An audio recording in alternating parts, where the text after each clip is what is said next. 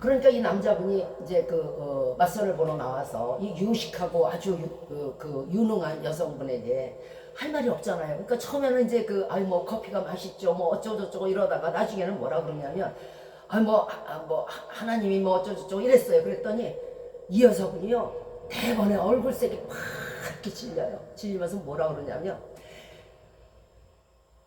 내 앞에서 절대 하나님 말을 하지 마세요. 이렇게 말하는 거예요. 이게 뭐냐면요. 본인은 총명하고 본인은 똑똑하다고 하지만은 본인이 죽었을 때 영어 지식, 수학 지식, 국어 지식이 뭔 필요가 있어요. 인간이 피조물이 조물주의 말을 빼놓고 할 게 뭐가 있어요? 무슨 말을 할까요? 이런 사람들을 이방인이라고 해요. 총명은 있다고 하는데 총명이 어두워지고 저희 가운데 있는 무지함과 저희 마음의 굳어짐으로 말미암아 나 예수합니다. 하나님의 생명에서 영생에서 떠나 있는 사람들 이방이라고 해요. 진정한 총명이 뭔지 아세요? 진정한 지혜와 지식이 뭔지 아세요? 정말 나이 들어 죽어서도 멸망길을 가지 않는 총명, 멸망길을 가지 않는 지식과 지혜, 죽어서도 내 지식과 지혜로 말미암아 내 총명으로 말미암아 천국을 갈 수 있는 지혜와 총명이 진짜 진정한 총명이고 진정한 지식이고 진정한 지혜인 거예요. 여기다 다 두고 갈 거, 나 죽으면 없어질 거, 그거는 진정한 총명이 아니에요. 진정한 지식이 아니란 말이에요. 왜 그것을 다 한 줄 알고 사느냐는 거지. 이 세상 것이 다가 아니에요. 그건 뭐에다 쓸 거예요? 하나님, 제가 이렇게 수학적 지식이 뛰어난데 한번 들어보실래요? 하나님 앞에서 그러실 거예요. 하나님, 우리나라 국어사전에 이렇게 있는데 한번 들어보실래요? 이러실 거예요.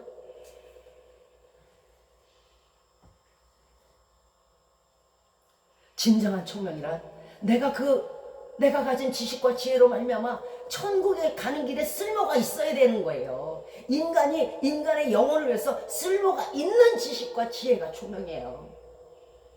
이사야서 5장 13절 말씀에 이러므로 나의 백성이 무지함을 인하여 사로잡힐 것이요. 누구에게? 마귀에게. 사로잡혀서 음부로 떨어질 것이요.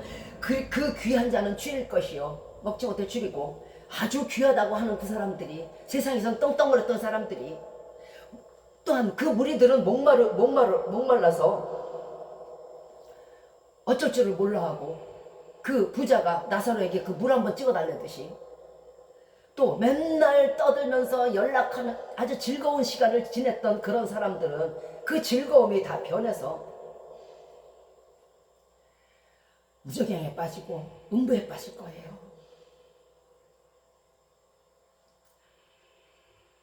음부에 빠지고 불 속에서 목마르고, 왜 그런 지식을, 그런 지혜와 총명이 무슨 소용이 있겠어요?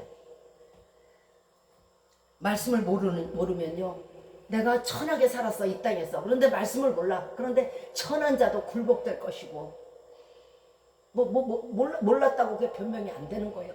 왜냐하면 자연 세계를 통해서도 하나님은 분명히 말씀하고 계시는 거예요. 아, 별이 그대로 우연이 됐어요? 달이 우연이 됐어요? 해가 우연이 됐어요? 비가 우연히 와요? 뭔 우연이 수천 수만 가지예요. 말씀을 모르며 거만한 자들은요, 그리고 오만한 자들은 낮아질 거예요. 오만한 만큼, 교만했던 만큼, 그 숫자만큼, 그 길이만큼.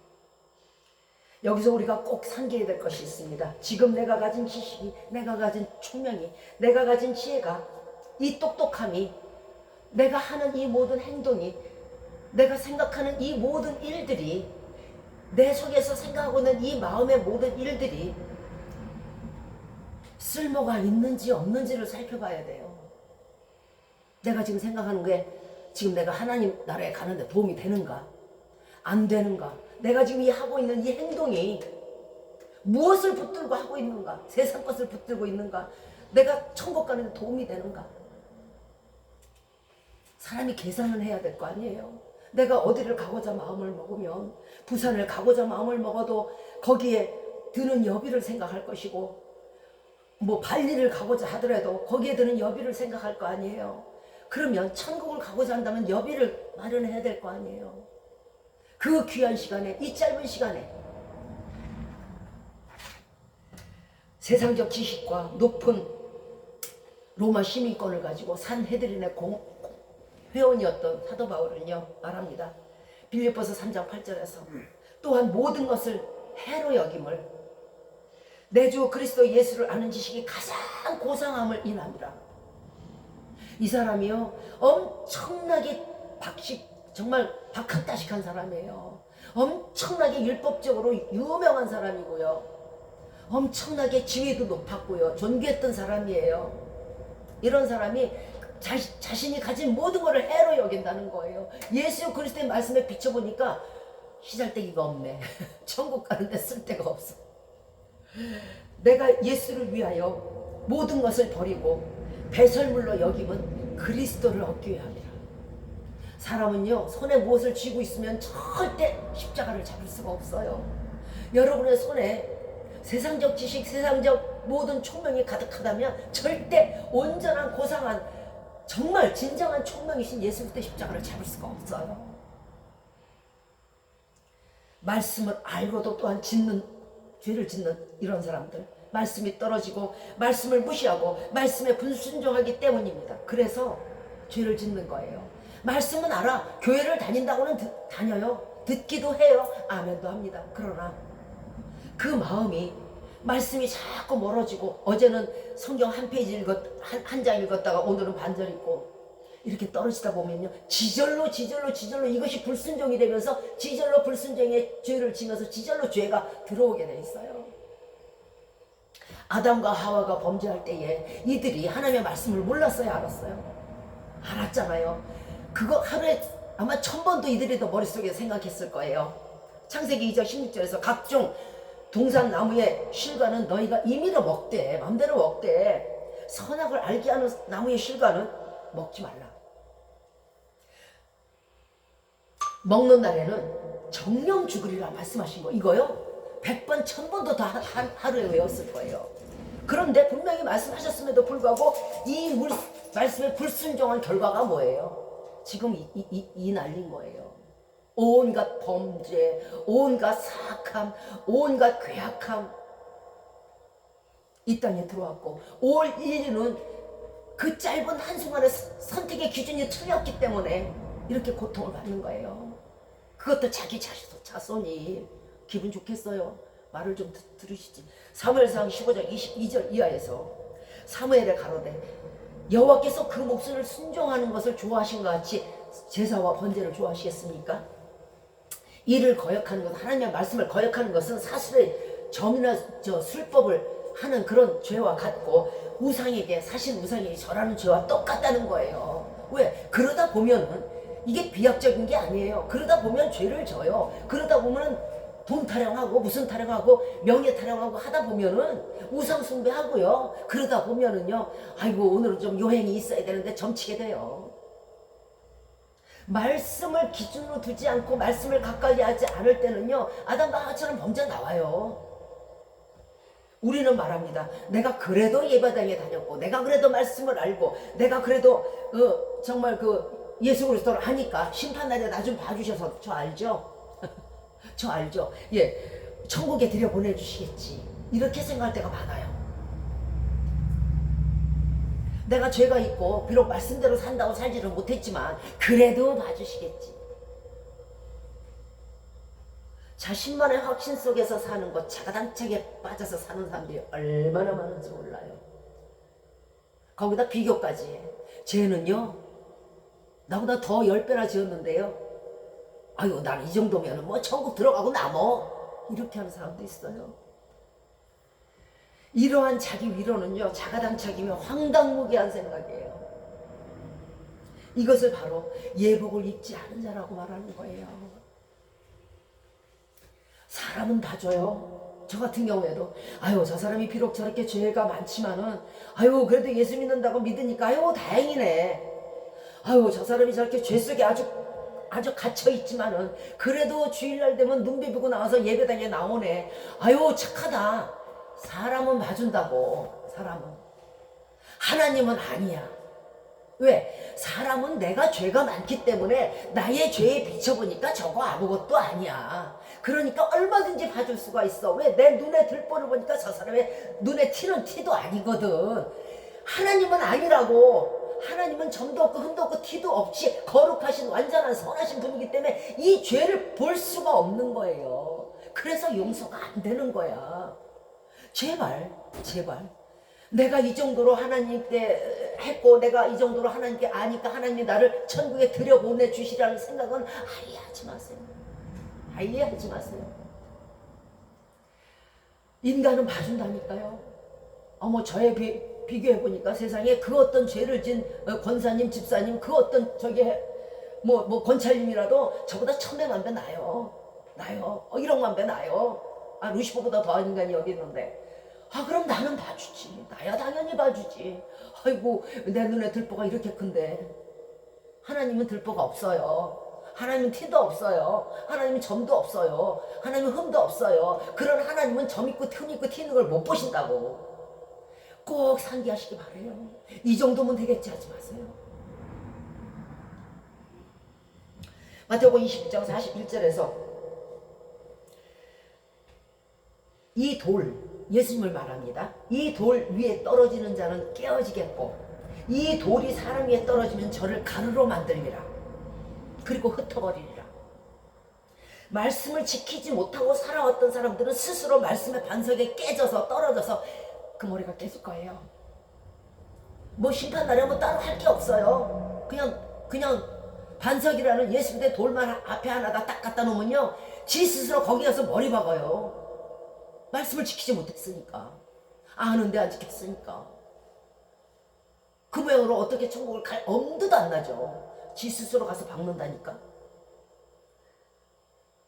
말씀을 무시하고 지키지 않고 살아왔던 사람들은요 말씀의 돌이 그 반석에 그 사람의 머리를 쳐버려요. 그리고 가루로 만들어버려요. 내가 그렇게 너에게 말했잖아. 하지 말라고. 비판하지 말라고. 정죄하지 말라고. 시기하지 말라고. 살인하지 말라고. 강도하지 말라고 말했잖아. 그런데 네가 지키지 않았잖아. 그러면 이 말씀의 돌이 이제 너를 깰 거야. 네가 지키지 않은 보응이야.